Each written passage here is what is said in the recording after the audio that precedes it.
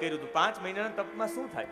અંતકરણ શુદ્ધ થાય, ખાલી હૃદયની શુદ્ધિ જ થાય, ઉચ્ચ કક્ષાનું જ્ઞાન પ્રાપ્ત ન થાય. એટલે આવું માંગ્યું. અને છેલ્લો છે એ સ્પર્શી જાય એવો છે. એ આપણે બધાને સમજવાની જરૂરિયાત છે. છેલ્લે અંતરમાં સૂક્ષ્મ, અતિ સૂક્ષ્મ ક્યાંક ઈચ્છા હતી કે હું રાજ્ય ગાદી ભોગવું. બાપના ખોડામાં, સામાન્ય બાપના ખોડામાં નહીં, રાજ ગાદી ઉપર બેઠેલા બાપના ખોડામાં બેસવું છે. ક્યાંક રાજ્યની સૂક્ષ્મ ઈચ્છા હતી. સૂક્ષ્મ ઈચ્છા આપણા જીવનમાં હોય ને તો ઠાકોરજી આપણો સ્વીકાર ન કરે, આપણાથી દૂર જતા રહે. આપણી પાસે તો કોથળાના કોથળા ભર્યા ઈચ્છાઓ, ઈચ્છાઓ, ઈચ્છાઓ. પરબ્રહ્મ પરમાત્માની પ્રાપ્તિ ન થાય, ભગવત કૃપા ન થાય. તમારે ગિરનાર ચડવું હોય તો ઉપવસ્ત્ર ઉતારવું પડે, કોટ ઉતારવો પડે, ચભ્ભો ઉતારવો પડે, શર્ટ ઉતારવો પડે, બૂટ ઉતારવા પડે, ચપ્પલ ઉતારવો પડે. એટલો 10,000 ગિરનાર પગથિયા ચડવા માટે પણ ભાર લાગે. તો વૈકુંઠ સુધી ચડવું છે, આવો બધો ભાર લાગશે. આપણે ખોટા ખોટા ઈચ્છાઓના પોટલા લઈને જઈએ છીએ. પોટલા બહાર મૂકીને આવવા પડે. પોટલા બહાર મૂકીને આવીએ તો ઠાકોરજીની કૃપા થાય. અને જ્યારે અતિ હરિ કૃપા થાય ને ત્યારે તો ભરતને કાંટા અને કાકરાએ પણ માર્ગ આપી દીધો હતો. જ્યારે ભગવાનની કૃપા થાય, અને આવી ભગવાનની કૃપા ધ્રુવ ઉપર થઈ, બધાને ખબર પડી કે ધ્રુવને ભગવાન મળ્યા છે અને એના સ્વાગત માટે બધા ઉપવનમાં આવ્યા છે. માતા પિતા ઉત્તાન પાદે કહ્યું કે મારા પુત્રને ભગવાન મળ્યા છે. પહેલા વહેલા પ્રણામ કર્યા અપર માતાને, સુરુચિને. તમે ન કહ્યું હોત તો હું જાત નહીં. પછી તો લગ્ન કરવામાં આવ્યા. બે પત્નીઓ કરી. એક વાયુની પુત્રી ઈલા સાથે લગ્ન થયા અને બીજી શિશુમારની પુત્રી ભ્રમી સાથે લગ્ન થયા. એકથી ઉત્કલ નામનો પુત્ર થયો, એકથી કલ્પ અને વત્સર નામના પુત્ર થયા. પણ આગળ જતા જતા જ્યારે ઉત્તમ એક વખત જંગલમાં ગયો અને ઉત્તમ ત્યાં ગયો અને ઉત્તમ સાથે યુદ્ધ થયું. કોનું યુદ્ધ થયું? યક્ષોનું. એમાં ઉત્તમને મારી નાખ્યો. ખબર પડી કે તારા ભાઈને કોઈ મારી નાખ્યો. અને ભાઈનું લોહીને કંઈ થાય એટલે નીકળી ગયા ઉત્તમ. ઉત્તમનું મૃત્યુ થયું એટલે ધ્રુવ મહારાજે યક્ષ સાથે યુદ્ધ કર્યું. ત્રયોદશાયુત, 13 અયુત એટલે 13 ગુણ્યા 10,000, 1,30,000 યક્ષોને મારી નાખ્યા. 1,30,000 યક્ષોને મારી નાખ્યા. એ સમય નિશામ્ય તસ્ય મુનય, એ સમયે મુનિઓ આવ્યા, બધાએ સમજાવ્યા, પણ છેલ્લે મનુને આવવું પડ્યું. ઉત્તાન પદના પિતાને, એના દાદા આવ્યા. દાદા નીચે આવ્યા ને સમજાવ્યા કે તને ભગવાન મળ્યા, તું હિંસામાં પ્રવૃત્ત થા. અને ત્યારથી કહેવત પડી, ઘરડા પાછા ગાડા વાડે. આપણે ગામડામાં કહેવત કરી કે લગ્નમાં ગયા ને ઓલો કૂવો પાણીથી ભરી દો ને એટલે ઘરડા હોવા જોઈએ. ના, અહીંયાથી આ કહેવત આવી. વૃદ્ધ માણસો સમજાવી શકે. વિષ્ણુ શાસ્ત્રમાં ભગવાનનું એક નામ છે ઓમ વૃદ્ધાત્મને નમઃ. અને આજે પણ મહાભારત એવું કહે છે, ન સા સભા યત્ર ન સંતિ વૃદ્ધા ન તે વૃદ્ધા યેન વદંતિ ધર્મમ. જે સભા એ જ સભા છે જેની અંદર વૃદ્ધ છે. તમે બધા બેઠા હોય તો મને એવું લાગે આને ધર્મ સભા જ કહેવાય. બધા વૃદ્ધો આવીને બેઠા હોય, ઉંમર લાયક. અને આપણી સંસદ ઉપર પણ લખેલું છે આ નસા સભા યત્ર ન સંતિ વૃદ્ધા. વૃદ્ધ વિનાની કોઈ સભા જ ન કહેવાય. અને કુબેરજીનું આગમન થયું. કુબેરજીએ પણ સમજાવ્યા, છેલ્લે વરદાન આપ્યું કે તને અખંડ હરિની સ્મૃતિ રહેશે, તું આ બધું છોડી દે. માફી માંગી કે હું ભગવાનનું ભજન કરવા વાળો, 5 વર્ષની ઉંમરમાં મેં ભગવાનને પ્રસન્ન કરીને વરદાન મેળવ્યું અને હું બધાને મારવા વાળો થાવ. એ જ સમય નીકળી ગયા ધ્રુવ મહારાજ. પોતાના દીકરાને રાજ્ય સોંપી ઉત્કલને નીકળી ગયા. અને પછી સાધના કરી અને ઋષિકેશમાં રામઝુલા, ગીતા ભવન, કાલી કમલીનો આશ્રમ અને પરમાર્થ નિકેતન પાસે સાધના ગંડિત થઈ ગઈ. ગંગાજીનો પ્રવાહ એટલો હતો. ધ્રુવ મહારાજજી ઊભા થઈને ચાલવા માંડ્યા. ગંગાજી કે 1 મિનિટ. કઈ તરફ? તો કે તમારી આ રવથી, તમારા અવાજથી મારી સાધના તૂટે છે. ગંગાજી કે હું સ્થિર થઈ જાઉં. આજે પણ ગંગાજી સ્થિર છે. ગંગાજીનો પ્રચંડ પ્રવાહ છે, પણ ઋષિકેશ પાસે, રામઝુલા, લક્ષ્મણઝુલા પાસે એકદમ સ્થિર છે. કારણ કે આવા મહાપુરુષોની આશા તીર્થ પણ કરતા હોય છે. બાલપન સે રામ રટે જગ में रहे उदास, तीरथ भी आशा करे कब आवे मेरे पास. આવો મહાપુરુષ મારી પાસે ક્યારે આવે એવી આશા કરતા હોય. એટલે હંમેશા જેને ઠોકર લાગે ને એને ઠાકોર મળે. એટલે ઠોકર લાગે એટલે સમજવાનું ઠાકોર પણ આગળ મળશે. हमारे ઠાકોર ઠોકર के बिना मिलते नहीं. ક્વોલિફિકેશન જોઈએ ને, શિક્ષક બનવું હોય તો MA BEd હોવા જોઈએ. પ્રાથમિક શાળાનો શિક્ષક બનવું હોય તો PTC હોવા જોઈએ. એમ ક્વોલિફિકેશન છે. ઠોકર લાગે તો ઠાકોર મળે. એમનેમ કોઈને ઠાકોર મળ્યા નથી. અને ખૂબ જપ તપ કર્યા ને એ સમય ઉપરથી વિમાન આવ્યું છે. અને વિમાને આવીને કહ્યું, આવી જાઓ. નંદ અને સુનંદ નામના પાર્ષદ કહ્યું કઈ તરફ? તો કે વૈકુંઠમાં તમને લેવા માટે મને ઠાકોરજીએ મોકલા છે. કહ્યું કે 1 મિનિટ, હું કૃત નિત્ય મંગલો યથા, હું મારો નિત્યક્રમ પૂરો કરી લઉં. કેટલો નિત્યક્રમ પ્રત્યે પ્રેમ હશે. સંધ્યા કરી છે, તમારા માટે વિમાન રોકાણું હોય, અરે કોઈની સારી ગાડી રોકાણી હોય તો ફટાફટ તમે પૂરું કરીને ચડી જાઓ. અરે છોકરાને જોવા આવતા હોય વેવાય કે છોકરાનું ગોઠવાય, જલ્દી કરો, શ્રી રામ જય રામ જય રામ, શ્રી કૃષ્ણ શ્રી કૃષ્ણ શ્રી કૃષ્ણ શ્રી કૃષ્ણ, ફટાફટ 10 માળા પૂરી થઈ ગઈ, આસ પૂરી થઈ ગઈ. એ આપણે ફક્ત ઔપચારિકતા માટે જ કરીએ. શ્રી કૃષ્ણ શરણમ મમ, મમ શરણમ, મારો આશ્રય શ્રી કૃષ્ણ, કૃષ્ણ સિવાય મારો કોઈ આશ્રય નહીં. હું જ્યાં જોઉં ત્યાં કૃષ્ણને જોઉં. એવો આશ્રય એક જપ સાથે એવો અંદર ફીલ થાય ને તો કૃપા થાય. શ્રી કૃષ્ણ શ્રી કૃષ્ણ, એનાથી લાંબા આગળ અંતકરણ શુદ્ધ થાય, પણ એના માટે બીજો જન્મ લેવો પડે. બીજા જન્મમાં એ કામ આવે. જેમ ગેસ ઓલો પ્રાઇમસ આવે ને, પ્રાઇમસમાં ભરો તમે હવા, પછી તમે ચાલુ કરો પ્રાઇમસને, પાછો બંધ કરવો પડે સ્ટવ, અને સ્ટવ બંધ કરો ને પાછા કોઈ મહેમાન આવે તો બીજી વખત તમારે પંપ મારવા ન પડે, સીધી દિવાસળી જ અડાડવાની રહી. એની જેમ આમ કરેલું હોય શ્રી કૃષ્ણ, એમે કર્યું હોય તો આવતા વખતે સીધી દિવાસળી જ અડાડવાની થાય. એમે કરવું બરાબર, પણ આ તો સમજદારી માટે. અને એ સમયે કહ્યું કે 1 મિનિટ, હું મારી જન્મભૂમિને વંદન કરું. છેલ્લે જન્મભૂમિને વંદન કર્યા અને એની માને વંદન કર્યા. આ જન્મભૂમિ પ્રત્યે કેટલો પ્રેમ હશે. મારે કાશીના બિસ્મિલ્લા ખાજીને યાદ કરવા પડશે, જેણે જિંદગીભર કાશી છોડી નહીં. એક મુસ્લિમનો દીકરો હોવા છતાં પણ સતત ને સતત એક ને એક રાગ વગાડે રાખ્યા, અને વિશ્વનાથજીને સંભળાવે રાખ્યા, અને ગંગાજીને સંભળાવે રાખ્યા. કોઈ કહ્યું વિદેશમાં રહ્યો, તમને પૈસા આપીએ, તમે કયો એ ફેસિલિટી આપીએ. કહ્યું કે તમે મારી ગંગા અહીં લઈ આવી દેશો તો હું અહીંયા રહું. જન્મભૂમિનું મહત્વ. તુકારામ માટે પણ ગરુડ આવ્યું હતું, અને એ દિવસ બીજો કોઈ નહીં, ચૈત્ર વદ છઠના દિવસે, ચૈત્ર વદ છઠના દિવસે દેહુ ગામમાં સાક્ષાત ગરુડ આવ્યું. બધાએ કહ્યું કે તુકારામજી અમારા માટે કંઈ આપતા જાઓ. એને કાંસિયા ફેંકા. આજે પણ દેહુ ગામમાં એક કાંસિયા પૂજાય છે. અરે જલારામ માટે વિમાન આવ્યું છે. એક ટીરીઓ કરીને છોકરો હતા કે જલા બહુ સેવા કરે હો બધા સંતોની, તને લેવા વિમાન આવશે. જલારામ બાપા હસતા કે વિમાન આવશે તો તને હું કહીશ હો ભાઈ. અને એક દિવસ ટીરીઓ જેતપુરથી આવતો હતો, અને વિમાનમાં જલારામ બાપા બેસી જતા કે એ ટીરિયા ચાલ આવવું હોય તો. આને એવું લાગ્યું કે હું રોજ મસ્કરી કરું, મને એવું લાગે કે મને આવી ભ્રાંતિ થાય. અને જ્યારે વીરપુર પહોંચ્યા તો ખબર પડી કે જલારામ સીધા આવી ગયા. એટલે વિમાન એના માટે પણ આવ્યું છે. અને એ જ્યારે બેસવા જતા હતા ત્યારે કહ્યું કે મારી માને, મારી સુનીતિ માએ મને ભગવાનનો ખોડો આપવાનું માટે કહ્યું કે ભગવાનનો ખોડો પસંદ કર, મારી માને લઈ લ્યો તો સારું. કહ્યું કે તારા જેવા સંત પુત્રને જન્મ આપે ને એ તો આગલા વિમાનમાં, જોઈ લે તારી માં આગલા વિમાનમાં જાય છે. છેલ્લે મૃત્યુની ઉપર પગ મૂકીને ગયા છે. એક જ ઇતિહાસ છે ભારતની અંદર, આમ તો વિશ્વની અંદર, જે મૃત્યુની ઉપર પગ મૂકીને જતા રહ્યા. બાકી સદેહ જઈ જ ન શકાય, મૃત્યુ પછી જ માણસ જઈ શકે. અને ઉપર ગયા ને ભગવાને ત્રૈલોક્ય ચૂડામણીનું પદ આપ્યું. ત્રૈલોક્ય ચૂડામણીનું પદ ભગવાને ખાલી રાખ્યું હતું સ્પેશિયલ લોકો માટે. મોટી મોટી કથા હોય તો સોફા રાખવામાં આવે, વીઆઈપી મહેમાન આવે એના માટે. એટલે એમ ભગવાનનો વીઆઈપી ભક્ત હોય, ભગવાન એના માટે પદ રાખે ખાલી ત્રૈલોક્ય ચૂડામણીનું પદ. કારણ કે નાનકડી ઉંમરમાં રમકડા રમવાની ઉંમરમાં જેને રમકડા છોડીને ભગવાનને ભેજાય એના માટે પદ હોય. બાકી તો બુઢા થાય તો રમકડાનો મોહ છૂટે નહીં. લાવ ચાવી ભરી દઉં એમ કરીને રમી લે. લાવજી તારું હેલિકોપ્ટર લાવજી, લાવ તારી ગાડી લાવ. એ છેલ્લા સમય ન છૂટે. આ ધ્રુવે છોડ્યું છે. અને ધ્રુવના ઉત્કલ દીકરા હતા એ સંન્યાસી થયા. વત્સરના બીજા પુત્ર હતા એના પુષ્પાર્ણ થયા. એને ત્યાં ચક્ષુષ થયા, એને ત્યાં ઉલમુખ થયા, એને ત્યાં અંગ થયા. અંગે એક ભૂલ કરી, સુનીથા સાથે લગ્ન કર્યા. આ સુનીથા મૃત્યુની દીકરી હતી ને એનાથી દુષ્ટ પુત્ર પાક્યો. પેલો દીકરો મોસાળ તરફ હોય ને, આ વડ તેવા ટેટા ને બાપ તેવા બેટા, કહેવત ખોટી પાડી. અંગે 100 અશ્વમેધો યજ્ઞ કર્યા, પણ આણે વેન દુષ્ટ થયો.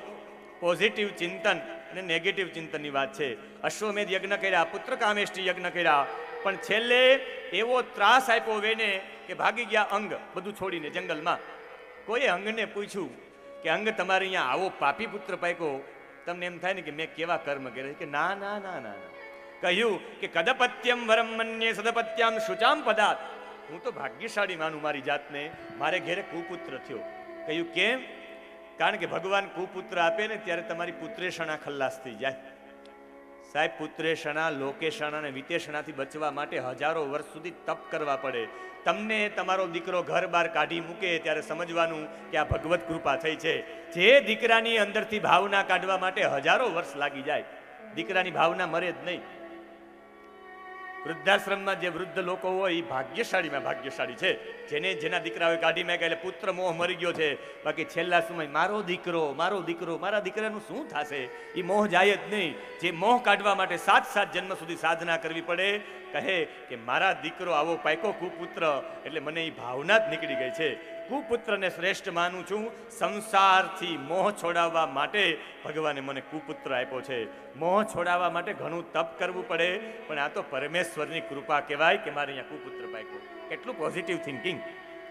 ધર્મેણ રાજ્યમ લભતે મનુષ્ય. માણસ ધર્મથી જ બધું પ્રાપ્ત કરે છે. અને એ સમયે આ જતા રહ્યા ને જંગલમાં. પછી તો વેન એકલો થઈ ગયો. બધાને કે એ આવો અહીં, બધા બોલો વેનાય નમઃ, વેનાય નમઃ, મારો જ ભજન કરો, હું જ ભગવાન છું. અને પ્રાય લોકો ભગવાન બનવાનો પ્રયત્ન કરતા હોય છે. અત્યારે બરડા ડુંગરમાં છે એક પતિ પત્ની છે, આમ તો સાધુ બની ગયા છે. એ બધાને કહે છે અમે લક્ષ્મીનારાયણ છીએ, અને આજે બધા લક્ષ્મીનારાયણ તરીકે એને પૂજે પણ છે, બધા એને સ્વીકારે છે લક્ષ્મીનારાયણ તરીકે.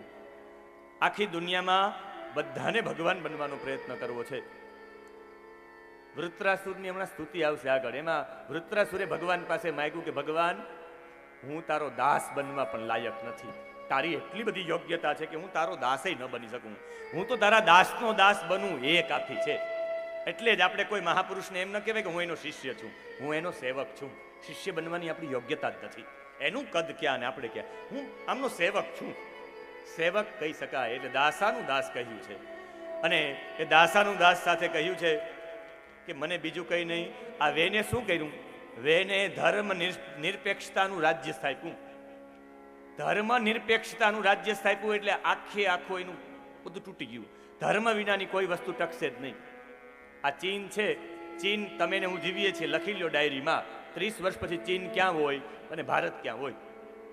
ભલે ચીન પ્રગતિ કરે છે, made in China, made in China, પણ ચાઇના પાછું બહુ ચાલતું નથી. એ બગડી જાય પછી મેળે ન આવે. મેડ ઇન ચાઇના ભલે પ્રસિદ્ધ થયું છે બહુ, આ ચાઇનામાં એક પણ ધર્મ નથી. જે લોકો ચીન ગયા હોય, ચીનમાં 10% બૌદ્ધ ધર્મ છે. 10%. કોઈ મંદિર નહીં, કોઈ મસ્જિદ નહીં, કોઈ ચર્ચ નહીં, કોઈ વસ્તુ નહીં. અને ત્યાંના વૃદ્ધ લોકોનું જીવન જોઈ આવો. એને નીચે માણસો રાખવા પડે. વિદેશમાં જ્યાં જ્યાં ધર્મ નથી ત્યાં એના મા બાપને સાચવવા માટે માણસો રાખવા પડે.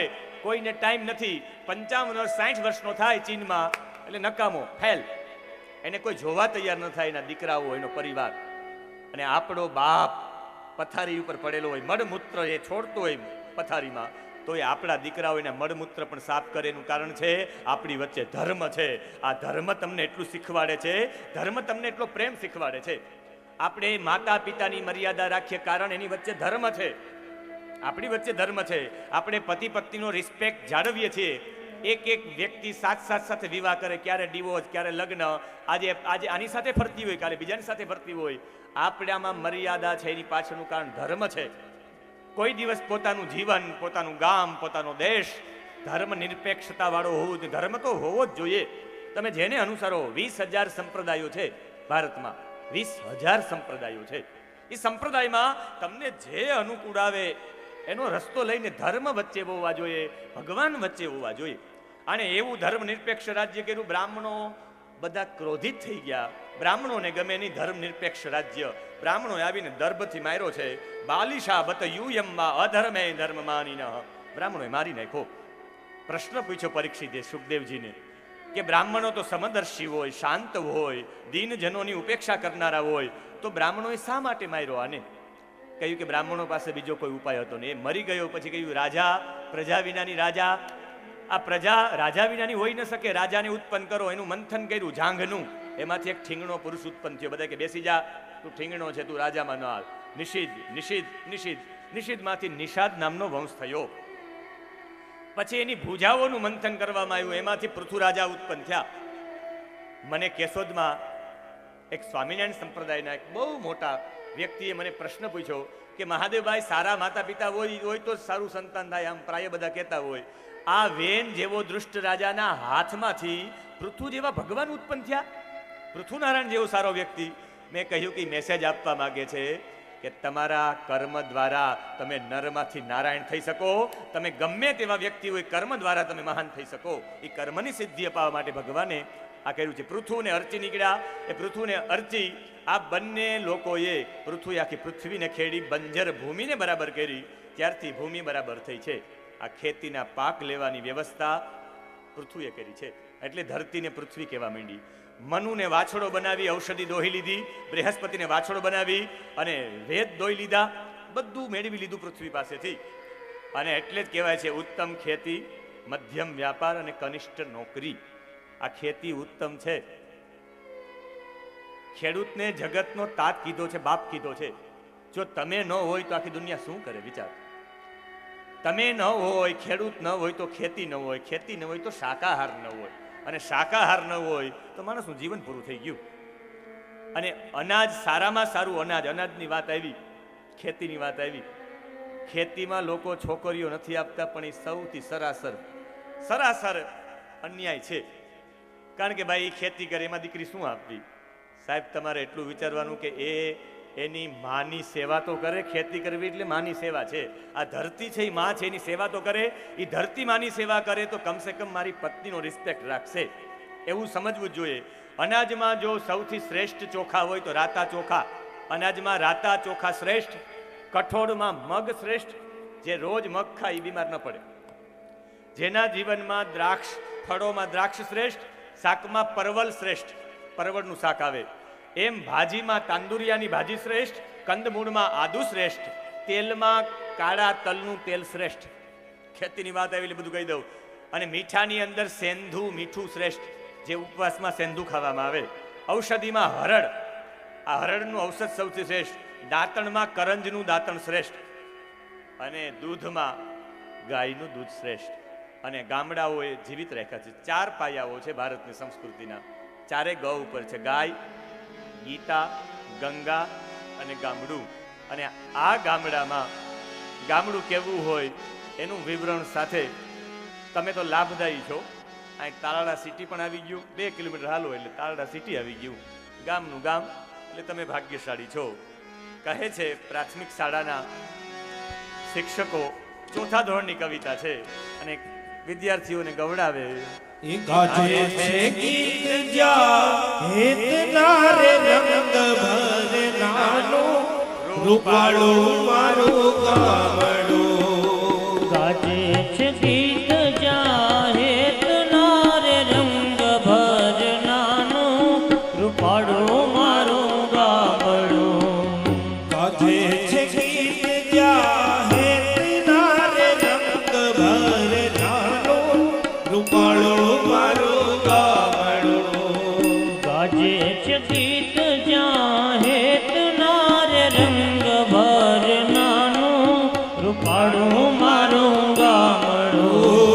નદીયું નદીમાં મીઠા નીર રે, રંગ ભરનાનો, રૂપાળું મારું ગામડું. નદીયું નદીમાં મીઠા નીર રે, રંગ ભરનાનો, રૂપાળું મારું ગામડું.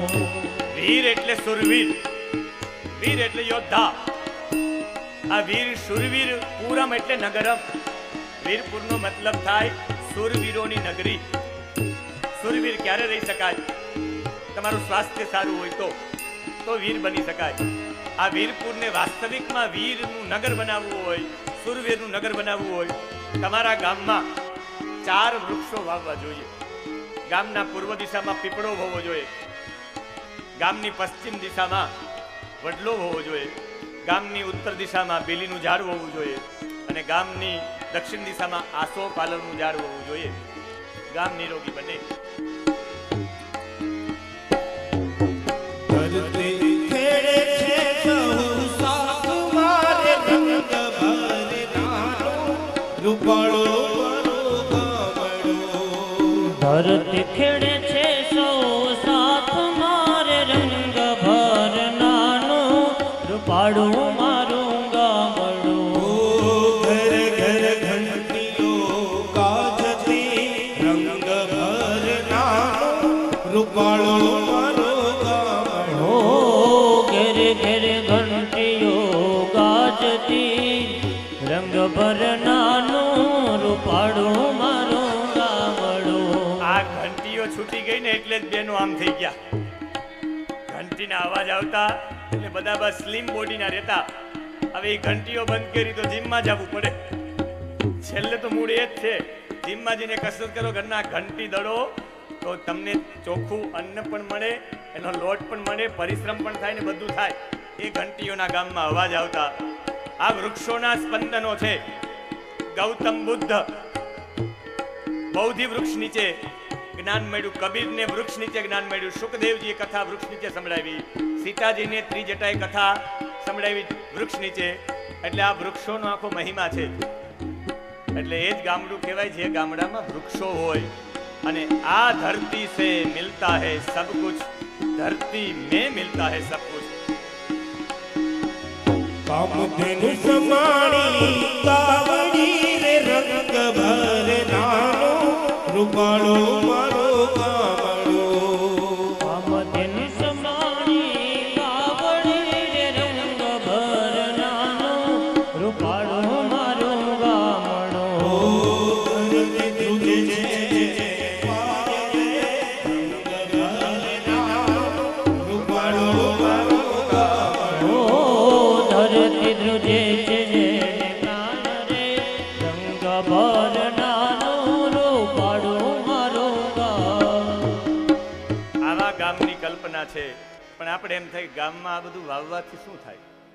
અને વૃક્ષોની એક સ્પેશિયલ, આપણા ઘરે તુલસીના છોડથી લઈ, તમારા ગામમાં ઉમરાના ઝાડથી લઈ, ખાખરો, ખેર, આ જે ભૂદેવો લખીને મોકલાવે છે એ ટોટલ એની એક ઉર્જા છે. જે ગ્રહો છે, ગ્રહો એ કલરના છે, એ ગ્રહોના સ્પેશિયલ કિરણો આ પૃથ્વી ઉપર પડે એને ઝીલનારી વનસ્પતિઓ છે. અને મારે આજે ધન્વંતરીનું પ્રાગટ્ય છે. હમણાં સમુદ્ર મંથન આવશે અને એમાં ધન્વંતરી પ્રગટ થાય અમૃતનો કુંભ લઈને. હવે ધન્વંતરી ભગવાન અમૃતનો કુંભ લઈને પ્રગટ થાય તો મને બતાવો કે એ અમૃત કુંભમાં શું હોય? ધન્વંતરી જો અમૃતનો કુંભ લઈને આવે, ધન્વંતરી એટલે વૈદ્ય, એક વૈદ્ય અમૃતનો કુંભ લઈને આવે તો એ અમૃતના કુંભમાં ઔષધિ જ હોય, બીજું કંઈ હોય જ નહીં. એ ઔષધિ જ અમૃત છે. તમારા ગામમાં જેટલી ઔષધિઓ છે, આ વૃક્ષો છે, ઔષધિ જ છે. પૂર્વમાં પીપળો હોય, ઉત્તરમાં બીલી હોય. એક ચીનની પદ્ધતિ છે જીઓ માનસી પદ્ધતિ. જમીનને જોવાની, ભૂમિમાં કેટલા ગુણ દોષ છે એ જોવાની પદ્ધતિ એટલે જીઓ માનસી પદ્ધતિ. એ લોકોએ અપનાવ્યું છે. તમારા વડલામાં, વડલા નીચે બેસો એટલે માંસની શુદ્ધિ થાય. જેનું માંસ બરાબર ન હોય, માંસની શુદ્ધિ કરવી, વડલા નીચે બેસો. આ ઓક્સિજનનો સૌથી મોટો જો કહેવાય ફેક્ટરી કહેવાય કે ગોદામ કહેવાય તો એ આસોપાલવ છે. આસોપાલવ દક્ષિણમાં એવા માટે વાળો કે દક્ષિણ દિશામાંથી નબળી હવા આવે ત્યારે આસોપાલવ એમાંથી શુદ્ધ ઓક્સિજન આપે. આપણે આસોપાલવના તોરણો બાંધીએ, આસોપાલવ તોડી લ્યો તો એ તોડ્યા પછી પણ એનું પાન 36 કલાક ઓક્સિજન આપે. તમે બધા ભેગા થાવ ત્યારે કાર્બન ડાયોક્સાઇડ છોડો અને મનુષ્યનો જે કાર્બન ડાયોક્સાઇડ છે ને એ કદાચ આ વાતાવરણમાં આવી જાય તો કરોડો જીવાતમાં મરી જાય. આ ઝીણી ઝીણી જીવાતો માટે તમારો કાર્બન ડાયોક્સાઇડ એના માટે મૃત્યુકારક છે, મરી જાય એ બધી જીવાતો. આ તો આ વૃક્ષો છે, એ વૃક્ષો તમારો કાર્બન ડાયોક્સાઇડ લઈ લે. એમાં સૌથી વધારે પીપળો, પીપળો તમારો જેટલો કાર્બન ડાયોક્સાઇડ ઉચ્છ્વાસમાં એ લઈ લે અને પછી એ જ કાર્બન ડાયોક્સાઇડને ઓક્સિજન તરીકે છોડે છે. સાહેબ, આ પીપળાને ભગવાન ન માનવો જોઈએ તો શું માનવો જોઈએ? એટલે પીપળાને પૂજવો જોઈએ. પીપળો એટલે મોટો થવો જોઈએ. અને પીપળો, આ પીપળો રાખવો હોય તો કાગડાને જીવિત રાખવો પડે. કાગડો ન હોય તો પીપળો ન રહે. પીપળાના ક્યાંય પણ બી હોતા નથી. કાગડાની ચરક પડે એમાંથી જ પીપળો થાય. પીપળો ન હોય તો કાગડો ન હોય, કાગડો ન હોય તો પીપળો ન હોય. આ કાગડાને જીવિત રાખવી હોય એની પ્રજાતિને તો એ ભાદરવા મહિનામાં જ એની પ્રજાતિ જન્મ આપે. અને એના બચ્ચાઓને ખાવા માટે એની માને ક્યાંય દોડીને જવું ન પડે, એના બચ્ચા મરી ન જાય, એટલે એની માં ક્યાંય આડાવડી બહુ જાય નહીં. એટલે કાગડો ને કાગડી એના બચ્ચાનું એ પ્રજનન કરે ને જ્યારે એને મોટા કરી ભાદરવા મહિનામાં કરે ત્યારે જ આપણે કાગડાને કાગ નાખીએ, વાસ નાખીએ. એ કાગડો વાસ લઈને એના બાળકોને જમાડે. એ બાળકોને જમાડે તો એની સૃષ્ટિ આગળ વધે, એની સૃષ્ટિ આગળ વધે તો એની ચરક થાય, એની ચરક થાય તો એમાંથી પીપળો થાય, પીપળો થાય તો ઓક્સિજન આપે, ઓક્સિજન આપે તો માનવ સૃષ્ટિ બચે. આ કાગડાને ભાગ નાખવાનો આવે એની પાછળની પણ મનોવિજ્ઞાન, એની પાછળનું પણ રહસ્ય છે. કાગડાની પ્રજાતિને જીવતી રાખવી હોય તો પીપળો જીવતો રહેશે, પીપળો જીવતો રહે તો સૃષ્ટિ જીવિત રહેશે. 24 કલાક ઓક્સિજન આપે છે, એટલે પીપળો પૂર્વ દિશામાં હોવો જોઈએ. માંસની શુદ્ધિ માટે તમારી બાજુમાં પાછળના પશ્ચિમ દિશામાં વડલો હોવો જોઈએ. બીલીનું ઝાડ છે એ બીલીનું ઝાડ અસ્થિ સ્નાયુને બાંધનાર છે. ચુંબક તત્વ જેમાં છે, સિન્યુજ જેને કહેવામાં આવે. તમારી કરોડરજ્જુ, તમારા સ્નાયુ, અસ્થિ બરાબર રહે. દુબળો એવો માણસ હોય, મારાથી કંઈ થાય નહીં, અને રોજ બીલીના ઝાડ નીચે 2 કલાક બેસાડો, ક્રાંતિવાળો થઈ જાય. આ બીલીના ઝાડની મહત્તા છે. એટલે જ શ્રાવણ માસમાં જે બીલીના પાન ચડાવે, એક બિલ્વમ શિવાર્પણમ, એ ક્રાંતિવાળો રહે. એટલે આ શ્રાવણ મહિનામાં પરંપરા આપી છે. શ્રાવણ મહિનામાં તમારી શક્તિઓ મંદ થઈ જાય. શ્રાવણ મહિનો એટલે તમારો અંદરનું બધું ખલાસ થઈ જાય, માણસ એકદમ નબળો પડી જાય, તમારી જઠરાગ્નિ મંદ પડી જાય. એની પાછળનું પણ રહસ્ય છે. એટલે અહીંયા તમે ચર્ચ લઈ લ્યો, મસ્જિદ લઈ લ્યો, મંદિરો લઈ લ્યો, આ અગ્નિ તત્વના પ્રતીક છે, જેને સ્ટીપલ્સ જેને કહેવાય ઘુમ્મટ, એની પાછળનું પણ રહસ્ય છે. એટલે આવા રહસ્યો પાસે તો ઘણા બધા છે, પણ મારો કહેવાનો મતલબ છે કે ખેતી સર્વથી શ્રેષ્ઠ છે. આ વિજ્ઞાન આજ સુધી પહોંચી નહીં, પુષ્પક વિમાન પાસે આજનું વિજ્ઞાન સિલિકોન સુધી સીમિત રહ્યું. આપણે કંઈ કોમ્પ્યુટર શેમાંથી બને તો કે સિલિકોન ચિપ્સ. કોમ્પ્યુટરમાં સિલિકોન ચિપ્સ ન હોય તો કંઈ ન થાય. આ સિલિકોન ચિપ્સ શેમાંથી બને તો કે રેતીના કણમાંથી. રેતીનો કણ ઉત્ક્રાંતિવાદ થતા થતા આ સિલિકોન ચિપ્સ બની ગયું. સિલિકા એટલે રેતી, સંસ્કૃતમાં જેને સિકતા કહેવાય. અને જ્યારે ઓસ્ટ્રેલિયામાં એક રોગ થયો, ઓસ્ટ્રેલિયામાં રોગ થયો વાયરસ હિપેટાઇટિસ બી નામનો રોગ. બધાના લીવર ઠંડા થઈ ગયા, હાથ પગ ઠંડા થઈ ગયા, માણસ મરી જતા. એનો રસ્તો ભારતમાંથી મળ્યો, એ ખેતીમાંથી મળ્યો, મૂળા અને શેરડીના રસમાંથી. આ ખેતી ન હોય તો શું થાય? ખેતી ન હોય તો આ બધું થાય. એટલે ખેતી તત્વને ઊંચું કરવા માટે જન્મ લીધો એ પૃથ્વીનારાયણ લીધો. પૃથ્વી મહારાજે યજ્ઞ કર્યો, અશ્વમેધ યજ્ઞ કર્યો, અને અશ્વમેધનો ઘોડો લઈને જતા રહ્યા ઇન્દ્ર. અને એ સમય કહ્યું કે મારે એવો અશ્વમેધ નથી કરવો. ભગવાન પ્રસન્ન થયા કે માગ શું જોઈએ? અને ત્યારે આ પૃથ્વીનારાયણે માગ્યું કે વિધસ્વ કર્ણાયુતમ હે શમે વરહ, મને બીજું કંઈ નથી જોતું, મને આપવા માંગો તો 1000 કાન આપો. સતત હું ભગવાનની કથા શ્રવણ, આ કાન ને આ કાન ને, એમ 1000 નહીં, સતત હું ગમે ત્યાં જાઉં તો સારું શ્રવણ કરું. અને એ માગવા પછી 40 કરોડ ટન અનાજ ભારત ઉત્પન્ન કરે છે. અને ખેતી બરાબર કરીને ખેતી કેમ કરાય એને આપી છે. છેલ્લે રાજકારણ કેમ કરાય એ પણ શીખવાડ્યું છે. ઊભા થઈને પ્રવચન કરવાની શરૂઆત પૃથ્વીનારાયણે કરી છે. આજે એક પણ મને નેતા નહીં બતાવો કે બેઠા બેઠા પ્રવચન કરતો હોય, ઊભો થઈને જ પ્રવચન કરે. એ પહેલું વહેલું પૃથ્વી મહારાજે કહ્યું છે. ઊભા થયા પૃથ્વી મહારાજ, બધી જનતાને બોલાવીને શું બોલ્યા, રાજકારણીએ શું બોલવું જોઈએ એના માટે પૃથુ ગીતા છે. તમે અધ્યયન કરી લેજો પૃથુ મહારાજના ચરિત્રમાં. તમે બધા ભાગવતજી વાંચનારા છો, એનું અધ્યયન કરનારા છો, એટલે પૃથુ ગીતામાં બોલ્યા છે સભ્યા શૃણુત ભદ્રમ સાધવો યહાગતા. હે મહાપુરુષો, હે સજ્જનો, તમારું કલ્યાણ થાય. આપ અમૂલ્ય સમય લઈને આપ પધાર્યા છો. આપ લોકોએ નિશ્ચય કરી, હું આપને નિવેદન કરું છું, મને પ્રજાનું રક્ષણ, પ્રજાની જીવિકા, પ્રજાનો ધર્મ, મર્યાદાનું રક્ષણ માટે મને નિયુક્ત કર્યો છું. બરાબર છું કે નહીં? અત્યારે નેતા કહે ને એ કામ હુઆ હે કે નહીં, ઠીક હે કે નહીં, પૃથુ મહારાજની નકલ છે. એને પૂછ્યું કે બરાબર છે કે નહીં, હું યોગ્ય હોય કે નહીં, આખી સુંદર છે. પણ આગળ જતા ભીષ્મએ કહ્યું હોય કે પૃથુ જેવો રાજા થયો નથી અને થશે નહીં, તો પૃથુ કેવો હશે? છેલ્લે વનમાં જતા રહ્યા પૃથુ મહારાજ, શરીરનો ત્યાગ કર્યો, અર્ચી એની પાછળ જતા રહ્યા. એ જ પૃથુ મહારાજને ત્યાં વિજિતાશ્વ થયા, આગળ જતા હવીરધાન થયા. એને ત્યાં બરહિષદ નામના પુત્ર થયા, જેને બધા પ્રાચીન બરહી કહે. સમુદ્રની પુત્રી શતદ્રુતિ સાથે એના લગ્ન થયા, એનાથી 10 પુત્ર થયા, જેને બધા પ્રચેતા કહે છે. જેને 10,000 વર્ષ તપ કર્યું, નારાયણનું તપ કર્યું, શંકર પ્રસન્ન થયા. લ્યો, તપ કર્યું નારાયણનું, પ્રસન્ન થયા ભગવાન શંકર. એનો મતલબ છે કે હરિ ઓર હર મેં કોઈ ભેદ ही નહીં. હરિ ને હરમાં કોઈ ભેદ નથી. મને બતાવો કે તમે બદ્રીનાથ જાઓ ત્યાં હરિ છે, કેદારનાથ બાજુમાં જ છે, હર ત્યાં છે. તમે દ્વારિકા જાઓ, દ્વારિકાજીમાં હરિ છે, એની બાજુમાં જ નાગેશ્વર મહાદેવ છે, હર ત્યાં છે. અહીં ભાલકામાં દ્વારિકાધીશ છેલ્લે આવ્યા, ત્યાં હરિ હોય તો બાજુમાં સોમનાથ છે. રામેશ્વરમાં શ્રી રંગનાથજીનું મહાદેવ શ્રી રંગનાથનું મંદિર છે, ઠાકોરજીનું, રંગનાથ પ્રભુનું, એની બાજુમાં જ રામેશ્વર છે. શ્રીનાથજી જાઓ, શ્રીનાથજી બાજુમાં એકલિંગજી છે. એક વસ્તુ તો બતાવો જ્યાં હરિ હોય ત્યાં હર ન હોય. નારાયણને પ્રસન્ન કરવા માટે નારાયણ સરોવરમાં તપ કર્યું 10,000 વર્ષ પ્રચેતાએ. શંકર પ્રસન્ન ત્યાં રુદ્રગીતનો ઉપદેશ આપ્યો, અને રુદ્રગીતના 36 શ્લોકો છે. એ 36 શ્લોકોમાં સત્સંગનો મહિમા બતાવ્યો. અને જગતની રક્ષા માટે એક જ પરમ તત્વ છે, ભગવાન શંકર બોલ્યા, એ નારાયણ તત્વ છે. અને તમે એની ઉપાસના કરો. અને એની ઉપાસના કરી અને એ સમયે પ્રાચીન બરહી યજ્ઞ કરતા પશુ યજ્ઞ, એ પશુ યજ્ઞ બંધ કરાવવા માટે નારદજી આવ્યા. નારદજી કહ્યું પશુનો હોમ ન કરતું. આજે પણ તમારે એક ગ્રંથ છે, વાંચવું હોય તો વાંચો, ક્યારેક તમારા જીવનમાં એ ગ્રંથ વાંચવા મળી જાય તો. છાદ લક્ષણ પરિશિષ્ટ ગ્રંથ, એની અંદર આવા પશુ બલિના યજ્ઞો વિશેની માહિતી છે. મારે અત્યારે એ નથી આપવી, કારણ કે એ વિષય નથી. કદાચ હું એ કહીશ તો તમે કદાચ સમજી પણ નહીં શકો. પશુઓની બલિ માટે આમાં એની વિવિધતા આપી છે. નારદજીએ કીધું યજ્ઞ બંધ કરાવવા, અને આ યજ્ઞ બંધ કરાવવા માટે પુરંજન આખ્યાન કહ્યું છે. ભાગવતજીમાં એક જ આખ્યાન એવું છે જેનું પારોક્ષીકરણ કર્યું છે, જેનું રહસ્ય ખોલ્યું છે, બાકી રહસ્ય ખોલ્યા જ નથી. ભાગવતજીના તમામ રહસ્યો અકબંધ છે. એ રહસ્યને ખોલવા માટે જેનો પ્રાદુર્ભાવ આ પૃથ્વી ઉપર થયો ને, એ વલ્લભાચાર્યજી થયા.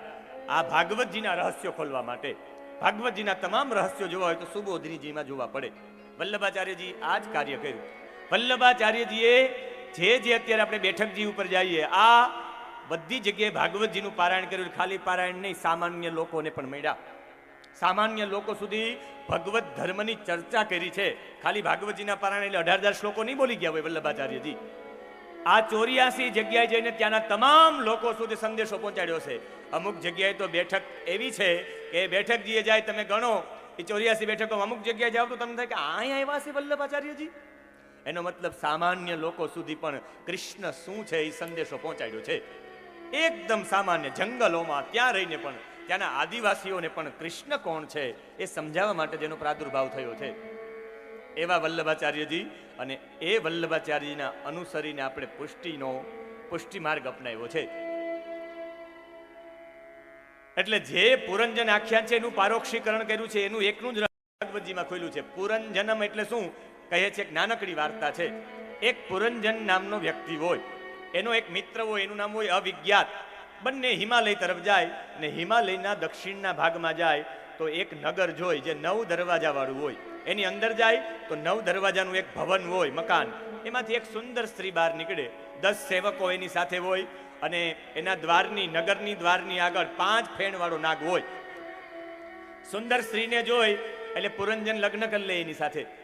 એ લગ્ન પુરંજન એની સાથે કરી લે ને પછી લગ્ન થાય. એક દિવસ ચંડવેગની ચડાઈ થાય. 360 યોદ્ધાઓને લઈને આવે અને ચંડવેગ મારી નાખે. કોને મારી નાખે? આ સ્ત્રીને.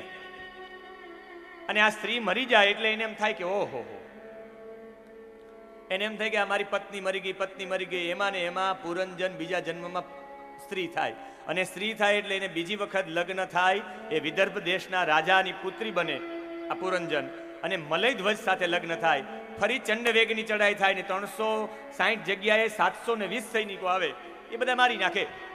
720 લોકો આવીને મારી નાખે. જ્યારે એના પતિને મારી નાખે, મલય ધ્વજને, એના દીકરાઓને મારી નાખે. આનાથી 1100 પુત્ર ને 110 પુત્રીઓ થઈ. આ બધા મરી ગયા પછી રડવા માંડ્યો કે મારા પતિઓ, મારો પતિ ગુજરી ગયો મલય ધ્વજ, મારા પુત્રો, મારા પુત્રીઓ. ને એ સમયે અવિજ્ઞાત નામનો મિત્ર આવે ને કહે તું તો પુરંજન છે, ઓલા જન્મમાં પુરુષ હતો, આ જન્મમાં સ્ત્રી થયો. અને એ સમજાવે ને ત્યારે સમજાઈ જાય આખી કથા. પુરંજન એટલે જીવ, અવિજ્ઞાત એટલે ભગવાન ઈશ્વર, 9 છિદ્રો વાળું એ ભવન એટલે આ શરીર. અને આ જીવ જ્યારે શરીરની અંદર જાય ત્યારે ઓલી સ્ત્રી છે એ સ્ત્રીની બુદ્ધિ છે. ચંડવેગ એટલે સંવત્સર, 1 વર્ષ. 1 વર્ષમાં 360 સૈનિકો હોય, 360 દિવસ હોય. બીજી વખત ચડાઈ કરે ત્યારે 720, 360 દિવસ ને 360 રાત. અને 1100 પુત્ર ને 110 પુત્રી. આનાથી તમારા ઘણા બધા વિચારો આવે. એ વિચારોમાં પ્રવૃત્ત થાય ને તમે મૂળ ભૂલી જાઓ કે તમે આત્મા છો. અને ભગવાન યાદ કરાવે કે હું આત્મા છું. એ જ પરમાત્માના આ જીવનની વાત છે. જે આ સંવાદને યોનું સ્મરતિ સંધ્યાયામ યુષ્માન નુનિદમ નરહ, જે આનું સ્મરણ કરે સંધ્યા કાળે એને એના ભાઈઓની વચ્ચે પ્રેમ થાય. જેને ભાઈઓ વચ્ચે ઝઘડાવો હોય અને સારો પ્રેમ રાખવો હોય તો એ આનું સ્મરણ કરે. કોનું? પુરંજનના આખ્યાનનું. પુરમ ઇતિ શરીરમ જનયતિ ઇતિ પુરંજન, જે શરીરને જન્મ આપે ને પુરંજન કહેવાય. એ આખી વાત છે. હવે પ્રિયવ્રતની વાત છે. પ્રિયવ્રતો ભાગવત આત્મરામમ કથમ મુને ગૃહે રમતયન મૂલ કર્મબંધ પરાભવ. અહીંયા પ્રિયવ્રતની વાત છે કે મનુના ઉત્તાનપાદ ને એના બીજા પુત્ર પ્રિયવ્રત થયા. અને આ પ્રિયવ્રત, વ્રતમ એવ પ્રિય સપ્રિય વ્રત, જેને વ્રત જ પ્રિય છે અને એને લગ્ન કરવાનો હતા. નારદજીએ સમજાવ્યા લગ્ન કરવા પડે. એને 2 કારણો બતાવ્યા. હું લગ્ન નહીં કરું છું એના 2 કારણ કે ગૃહસ્થાશ્રમમાં 2 દોષ છે. પહેલો દોષ છે સ્વ સ્વરૂપ અનુસંધાન વિસ્મૃતિ, પોતાના સ્વરૂપનું અનુસંધાનની વિસ્મૃતિ કરે. અને બીજું કર્મ બંધન, કર્મનું બંધન છે. કહ્યું કે હું આદેશ આપું લગ્ન કરવાના છે. એને લગ્ન કર્યા વિશ્વકર્માની પુત્રી બરિષ્મતી સાથે. અને એ સૂર્યની પાછળ રથ દોડાયો. 7 દરિયા કર્યા છે. એમાં ઈક્ષુ રસનો દરિયો, શેરડીના રસનો દરિયો, ખારો દરિયો, મીઠા પાણીનો દરિયો, દૂધનો દરિયો. આપણે એમ થાય કે આવા દરિયા હોય, પણ મને કોઈ સમજાવશે? તમે પાણીનો બોર કરો, મીઠું પાણી કેમ આવે? અંદર નીચે ક્યાંક જથ્થો છે મીઠા પાણીનો. તમે શેરડીમાંથી એમનેમ રસ કેમ આવી જાય? શેરડીના રસનો જથ્થો ક્યાંક છે. ગાયના આચરમાં દૂધ ક્યાંથી આવી જાય? આમ ચીરી નાખો તો લોહી જ નીકળે. એ દૂધ આવે એનો મતલબ છે ક્યાંક એનો જથ્થો છે. એ જથ્થાનું નામ સમુદ્ર છે. અને એમાં જ પ્રિયવ્રતના આઘ્નિક ન થયા, એને ત્યાં નાભી થયા, નાભીને ત્યાં ઋષભદેવ થયા. અને આ ઋષભદેવ એટલે ઋષેણ જ્ઞાનેન ભાતિ ઇતિ ઋષભ, જે જ્ઞાની હતા, પોતાના જ્ઞાનના પ્રકાશથી શ્રેષ્ઠ છે, એને ઋષભ કહેવાય. 24 તીર્થંકરોમાંથી પ્રથમ તીર્થંકર, જેને બધાય આદિનાથ કે, જેને બધાય અરિહંત કે, એ આ ઋષભદેવ છે, જેનાથી જૈન ધર્મ ચાલ્યો. અને વૈષ્ણવોમાં આને શું કહે છે ઋષભદેવને ખબર છે? કેસરિયાજી. કેસરિયાજી બીજા કોઈ નહીં, આ ઋષભદેવ જ છે. અને આ જી લગાડવાની મેં વાત કરી હતી ને, ઝાપટિયાજી, જારીજી, લોટાજી, બધામાં જી કહેવાની પરંપરા. અને એ જ પુષ્ટિમાંથી મને એવું લાગે કે પાર્લે જી થઈ ગયું હશે.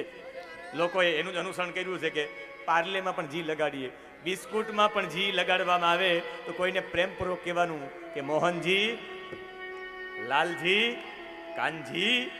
અને હવે આવી ગયું છે 4G, નો 3G. જો આ નેટોમાં એ બધામાં જી લગાડતું હોય તો કરશનજી કોઈને સારા નામથી બોલાવો, ભાઈ કહીને બોલાવો. કદાચ મેસેજ આપવા માંગતા હશે.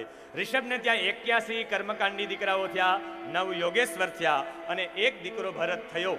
બધાને બોલાવ્યા. અને ઋષભે છેલ્લે બોધ આપ્યો કે નાથમ દેહો દેહ ભાજમનું લોકે કષ્ટાન કામાન ન રહતે વિભુંજયે. વિષય ભોગ તો કાગડા અને કૂતરા માટે છે. કૃત્રિમ વરસાદ વરસાવ્યો છે. કૃત્રિમ વરસાદ વરસાવવાની સિદ્ધિ આની પાસે હતી. છેલ્લે કર્ણાટકના જંગલમાં દાવાનળમાં શરીરનો ત્યાગ કર્યો. જીવન પર્યંત ઋષભદેવે એક પણ સિદ્ધિનો સ્વીકાર ન કર્યો. કૃત્રિમ વરસાદ વરસાવવાની પદ્ધતિ આણે આપી છે. અને ભરતને પણ વૃદ્ધ થયા. ભરત કે હાલો બધું છોડીને જતો રહું. એને પંચજની સાથે લગ્ન કર્યા હતા. એના પુત્રોને રાજ્ય આપીને ગયા હરિહર ક્ષેત્રમાં, નેપાળમાં ગંડકી નદી પાસે પુલહ ઋષિના આશ્રમમાં. અને ગંડકી નદી ગોળાકાર જ્યાં વહેતી હતી ત્યાં ઊભા રહી 3 મુહૂર્ત સુધી ઊભા રહીને જપ કરે. આપણી સંસ્કૃતિમાં 3 ભરત થયા. એક જ્ઞાની ભરત, એક કર્મયોગી ભરત અને એક ભક્ત ભરત.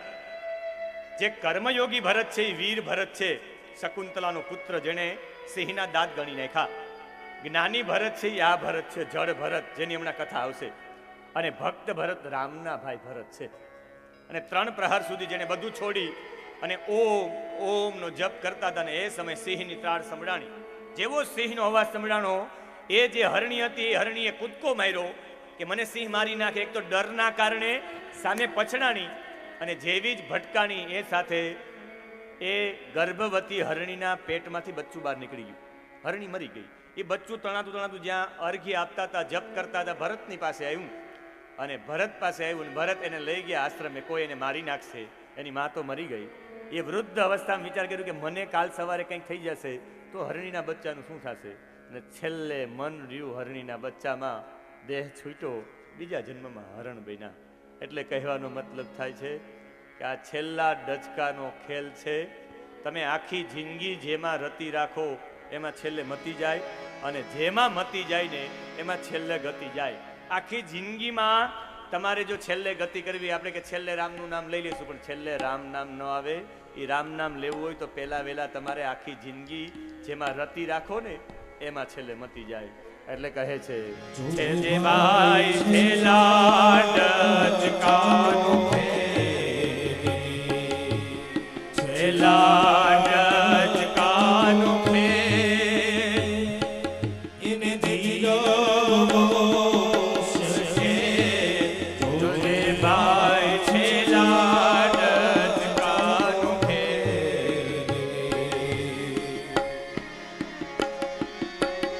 છેલ્લા ડચકાનો ખેલ છે. છેલ્લે આખી જિંદગી શ્રી કૃષ્ણ શરણમ મમ એમાં રતી રાખી હોય તો છેલ્લે મતી એમાં જાય, અને મતી એમાં જાય તો શ્રી કૃષ્ણ પાસે વૈકુંઠમાં જવાય.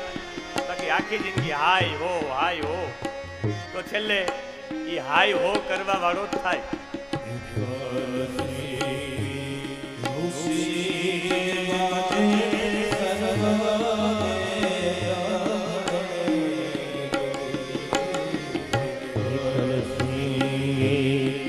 જીવાને સર્વે ન ભણે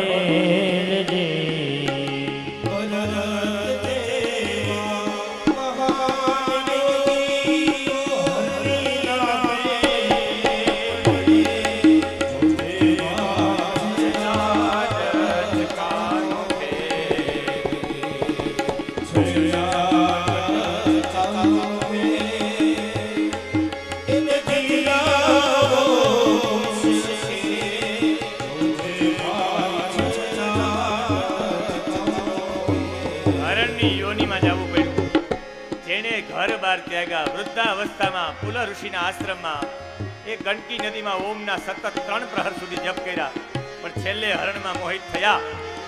હરણ બનવું પડ્યું કાલંજર પર્વત ઉપર. પણ એ કાલંજન પર્વત ઉપર પૂર્વનું જ્ઞાન થઈ ગયું કે ઓહો હું એક ઋષિ જેવું જીવન જીવતો તો, આખી જિંદગી જપ કર્યા ને છેલ્લે હરણમાં હું મોહિત થયો. કહ્યું કે આ જીવનમાં આ હરણ યોનિમાં મારી સ્મૃતિ યાદ છે તો મારે કંઈ કરવું નથી. કોઈ પણ પ્રકારનું એને કર્મ ન કર્યું ને એ સમયમાં યાદ રાખવાના કારણે બીજા જન્મમાં હરણ તો બન્યો, પણ ત્રીજા જન્મમાં પાછો બ્રાહ્મણને અહીંયા જન્મ લીધો. આંગીરસ ગોત્ર નામના બ્રાહ્મણને અહીંયા, જેનું નામ રાખવામાં આવ્યું પાછું ભરત જ. દીકરાનો જન્મ થયો, 4-5 ભાઈઓ, ને નાના હતા ત્યાં જનોઈ દઈ દેવામાં આવી. 5 વર્ષની ઉંમરે જનોઈ દેવામાં કે બ્રહ્મ વર્ચસ્વી બને મારો બાળક. પણ એ 5 વર્ષથી લઈને 4 મહિના ચૈત્ર, વૈશાખ, જેઠ અને અષાઢ 4 મહિના સુધી એને બધું શીખવવામાં આવ્યું, બધું સમજાવવામાં આવ્યું. 24 મંત્ર, 24 અક્ષરનો મંત્ર, ગાયત્રી મંત્ર બોલી ન શક્યો.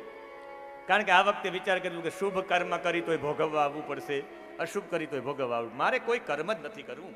કોઈ બંધન, કોઈ કે એ તો સામે બોલે એ ગાંડો છે તો બોલે ગાંડો છે. બધા એને કહેવા માંડે કે આ તો બેરો છે, બધા કે ગાંડો છે, એમ કહેતા બધા કહે આ તો જડ છે.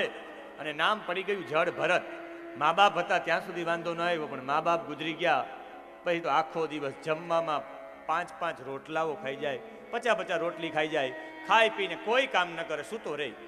કોઈ દિવસ સ્નાન ન કરે, આખું શરીર કાળું, જનોય કાઢી. ચોમાસામાં બહાર વરસાદમાં સૂતો રહે, તડકામાં સૂતો રહે, બહાર શિયાળામાં ઠંડીમાં એમનેમ સૂતો રહે, કોઈ કામ કરે નહીં. જમવાનો ખોરાક જાજો જમી જાય. ભાભીઓ રોટલી વણીને થાકી જાય. ભાભીઓ કે કંઈ કામે નથી કરતો, આને કંઈક કામે લગાડો, આ અઠ્ઠો ગઠ્ઠો થઈને પડ્યો છે. એટલે એના ભાઈઓએ કહ્યું કે ભાઈ કંઈક કામ તો કરવું જ પડશે. જા તું ખેતરે જા, પાણી વાર.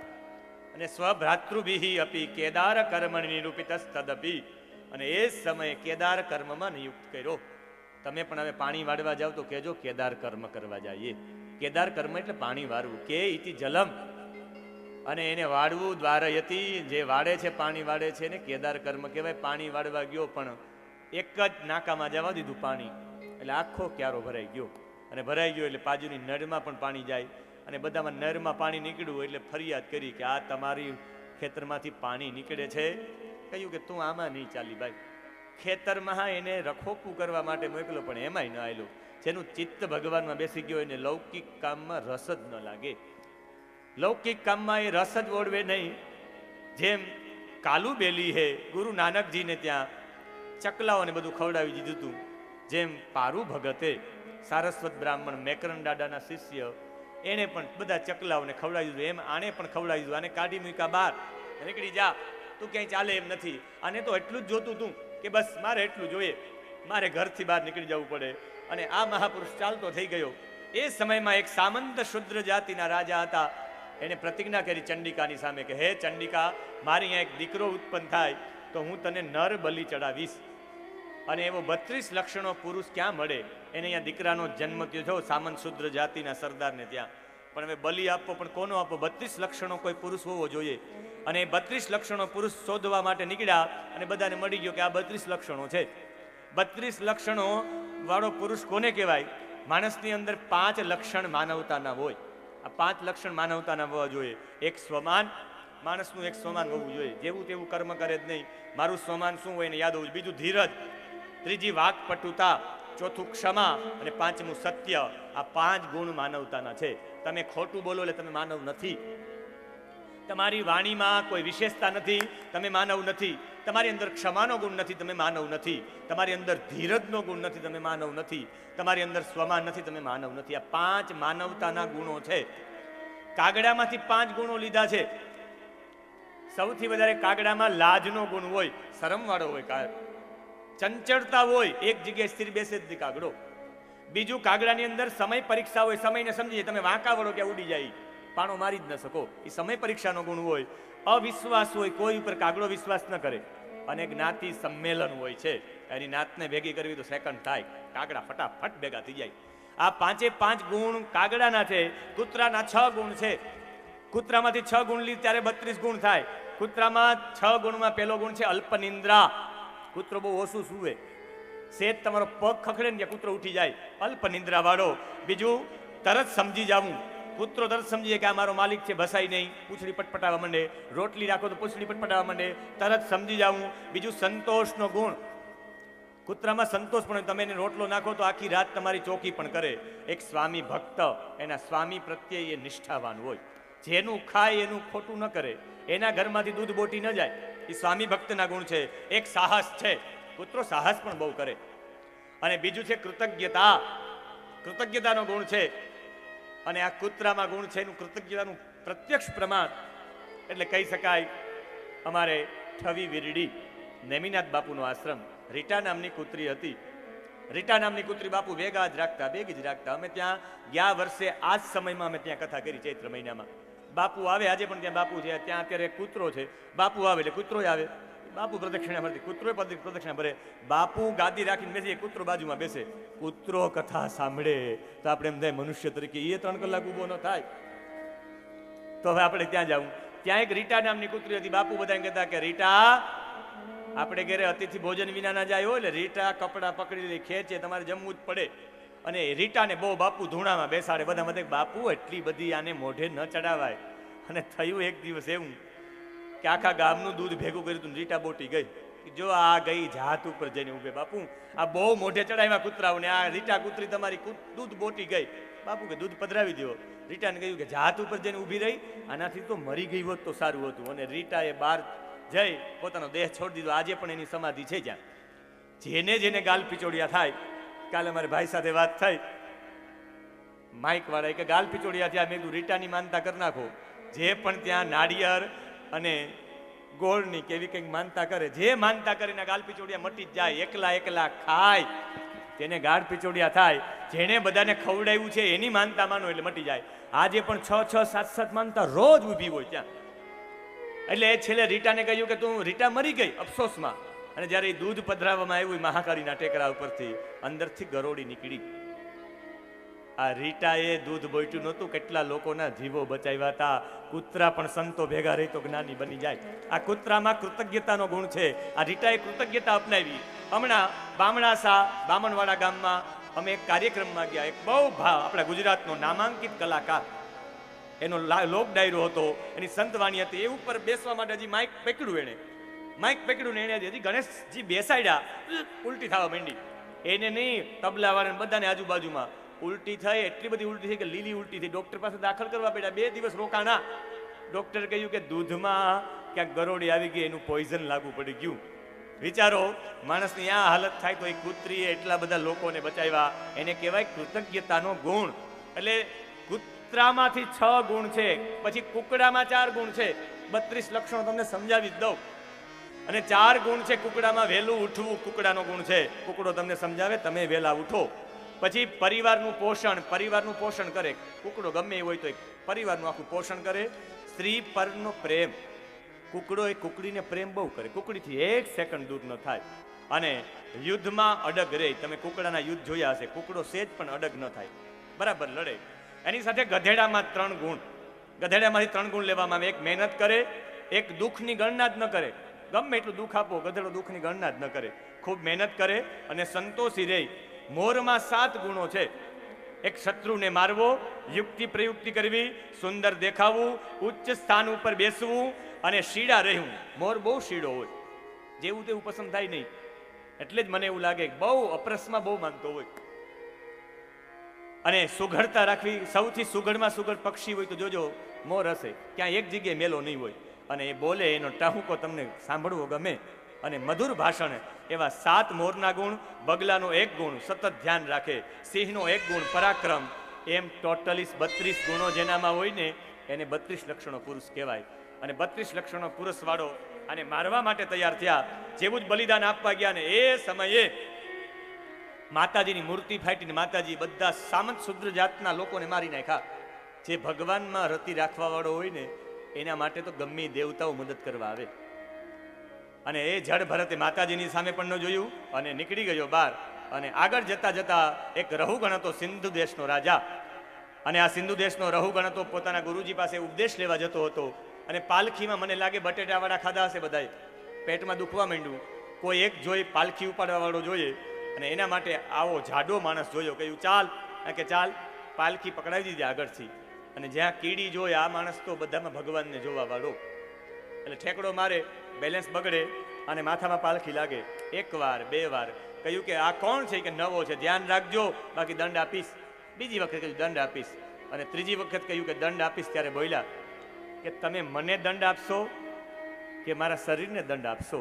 અને એ વાત કરી ત્યારે જોયું કે આ સામાન્ય માણસ હોય નહીં. રહુગણે પડદો હટાવ્યો કે તો જનોઈ જોઈ કાઢી. કહ્યું કે આ બ્રાહ્મણ દેવ જ લાગે. શિખા જોઈ, કૂદકો માર્યો અને નીચે કૂદકો મારીને 2 હાથ જોડીને પ્રાર્થના કરી કે હે ભૂદેવ, મેં તમારી પાસે મારો વજન ઉપડાવ્યો છે, મને માફ કરો. હું કોઈથી ડરતો નથી. હું ઇન્દ્રના વજ્રથી નથી ડરતો, હું યમના પાસથી નથી ડરતો, હું શંકરના ત્રિશુલથી નથી ડરતો. જો હું ડરતો હોય તો ફક્ત ને ફક્ત બ્રાહ્મણના શ્રાપથી ડરું છું, બ્રાહ્મણના અપમાનથી ડરું છું. એમ કહી અને પ્રાર્થના કરી છે. નાહમ વિશંકે સુરરાજવજ્રા નાદ્યક્ષશૂલાનયમાસ્ય દંડા. નાહમ વિશંકે નાદ્યક્ષશૂલાનયમાસ્ય દંડા. નાગ્યર્કસોમા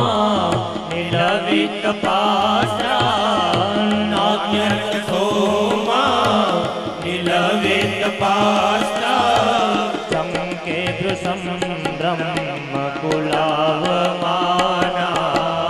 ચમકે ભૃશમ બ્રહ્મકુલાવમાના. નાહમ વિશંકે સુરરાજવજ્રા. હું કોઈથી ડરતો નથી. ને આ વાત સાંભળી એને બેસાડીને કહ્યું કે માફ કરજો ભૂદેવ મારાથી. પણ પોતાની વિદવત્તા બતાવ્યા વિના રહી શક્યો નહીં. કહ્યું કે મારી વિદવત્તા બતાવી દો આને પણ. કહ્યું કે હમણાં તમે વાત કરતા હતા કે મને મારશો કે મારા શરીરને મારશો. શરીરને મારીએ તો તમને ન લાગે? તમે એવું વિચારો કે આ દેહ વગેરે ધર્મો આત્મા ઉપર પ્રભાવ ન પડે એમ કહેવા માંગો છો ને?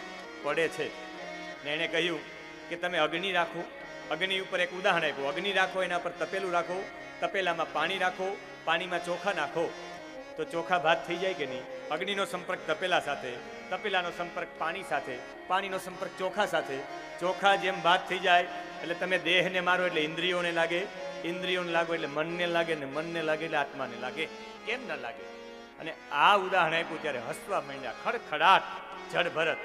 અને જડ ભરત કહ્યું, એકો વિદહ કોવિદ વાદ વાદાન વદસ્યથો નાતિ વિદમ વરિષ્ઠ. અજ્ઞાની હોવા છતાં પણ પંડિતો જેવી ઓળખાણ બતાવે છે. તું આવા તર્ક કરે છે, તું સૌથી મોટો મૂર્ખ છે કે એનું ઉદાહરણ ક્યાં આપવું તને ખબર નથી. અને એને કહ્યું કે ક્ષેત્ર અને ક્ષેત્રજ્ઞ કેવું છે. આકાશ છે ને, આકાશ, આકાશમાં તલવાર મારો તો આકાશમાં તલવાર ન લાગે. આકાશ જેમ નિર્લેપ છે ને એમ આત્મા નિર્લેપ છે. નૈનમ છિન્નંતિ શસ્ત્રાણી નૈનમ દહતિ પાવકઃ. એ આત્મા નિત્ય છે, અવિનાશી છે, શુદ્ધ છે, ક્ષેત્રજ્ઞ છે, આશ્રયવાળું છે, નિર્વિકારી છે. અને હવે આ દેહના 6 વિકારો બતાવ્યા છે. આત્મજ્ઞાનની વાત કરી દો. આત્મજ્ઞાન કોને કહેવાય? અહીંયા આત્મા વિશે વાત કરી છે કે 6 ભાવ વિકારો શરીરમાં છે. આ શરીરને 6 ભાવ વિકારો છે અને આત્માને વિકારો નથી. અને એ આત્માને ઓળખવો એને આત્મજ્ઞાન કહેવાય. આ શરીરના 6 વિકારો કયા? જન્મ, અસ્તિત્વની અનુભૂતિ, વૃદ્ધિનો વિકાસ, પરિણામ, ક્ષય અને નાશ. આ 6 ગુણધર્મ છે એ શરીરના છે. આ શરીર હું શરીર નથી એવું જાણવું, એને આ 6 વસ્તુ લાગુ પડે નહીં. એટલે અષ્ટાવક્ર એ જ્યારે જનક સાથે વાત કરી, જનકના એ રાજસભામાં એ આવ્યા અને જ્યારે આવ્યા ત્યારે બધા હસવા માંડ્યા. ત્યારે કહ્યું કે જનક, મને એવું હતું કે વિદ્વાનને ભેગા કર્યા, આ બધા તો ચમારો છે, મારા શરીરને જોઈને હસે છે. અને જ્યારે જનકને એવું થયું કે આ જ્ઞાની પુરુષ લાગે એટલે જનક એની પાસે ગયા અને પગે લાગીને કહ્યું કે હે ભગવાન, મને આત્મ વિષયક જ્ઞાન આપો. અને એ આત્મ વિષયક જે જ્ઞાન આપવામાં આવ્યું એને અષ્ટાવક્ર ગીતા કહેવાય. રામકૃષ્ણ પરમહંસીએ વિવેકાનંદને પહેલું જે પુસ્તક આપ્યું હતું એ અષ્ટાવક્ર ગીતા છે. આત્મા વિશે જેમાં લખેલું છે એમાં કહ્યું જે સ્વયં પ્રકાશિત છે, જે વ્યાપક છે, જે અસંગ છે, જે આવરણ રહિત છે, જે આશ્રય છે, જે નિર્વિકારી છે, એને કહેવાય. ને એના ઉપર સંત ભોલાએ ટિપ્પણી કરી છે અષ્ટાવક્ર ગીતા ઉપર કે આ આત્મા શું છે, જે આગળ પણ કપિલજીએ કહ્યું છે.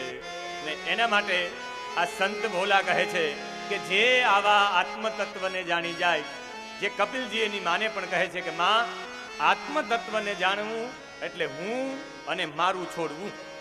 તમે હું અને મારું છોડો, આ શરીર મારું છે, હું આ છું. એ હું ને મારું આવે ત્યાં શરીર આવી જાય, ને શરીર આવી જાય એટલે 3 આવરણ આવી જાય, જેને કહેવાય મલ, વિક્ષેપ અને આવરણ. આ 3 દૂર થાય તો આત્મતત્વને ઓળખી શકાય. હવે તમને પેલું મન સમજાવું, પણ એ પહેલા આત્મતત્વ કોને કહેવાય?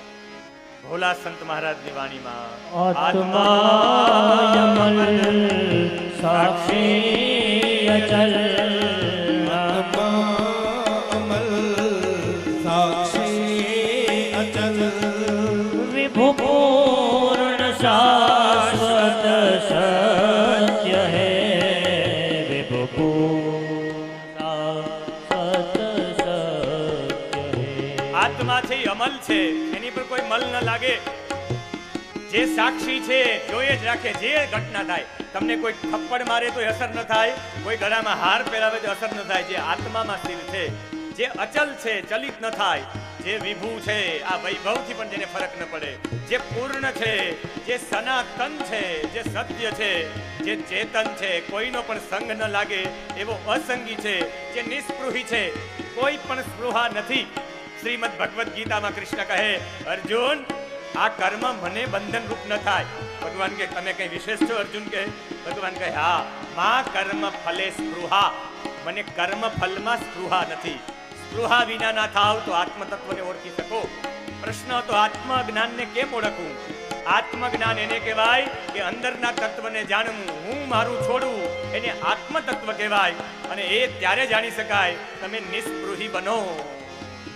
ચેતન સંગી નિસ્પૃહી, ચેતન અસંગી નિસ્પૃહી, શુચિ શાંત અચ્યુત તૃપ્ત હે, શુચિ શાંત અચ્યુત તૃપ્ત હે. આત્મજ્ઞાન એને કહેવાય કે જેની પ્રાપ્તિ કર્યા પછી કોઈ ઈચ્છા જ ન રહે, તૃપ્તિ થઈ જાય, એને આત્મજ્ઞાન કહેવાય. મલ, આવરણ અને વિક્ષેપ નામના પડદા હટાવવા પડે. મલ એટલે શું? પાપ કર્મ કરો તમે, અને પાપ કર્મ કરવાથી મલ નામનો પડદો આવી જાય. તમે જે કર્મ કરો, પાપ કર્મથી પડદો આવી જાય, તમને ભાન ન રહે કેવું કર્મ કરું.